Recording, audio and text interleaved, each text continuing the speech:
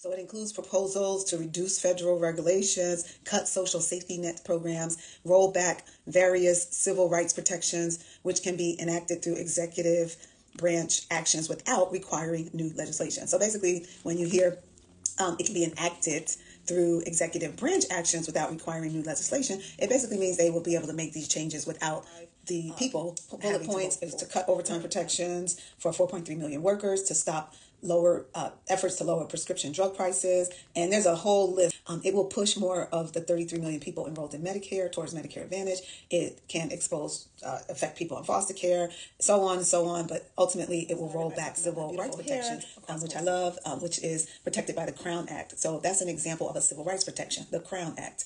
But think about overtime protections. So in terms of employers, if overtime is no longer protected, employers will find it easier to manage labor costs. They won't need to pay overtime to 4.3 million workers. And so think about big companies, big corporations. They are going to be thrilled. They will save even more money because they won't have to pay overtime to employees. And so for businesses and big businesses, slashing overtime protections is a win. Yay, we don't have to pay overtime. How does that impact employees? So for the everyday person who does not own a business, the removal of overtime protections could lead to decreased earnings for many, many workers, especially those in lower wage positions. So take someone who's making minimum wage or even making $15, $20 an hour. They will not get that extra overtime.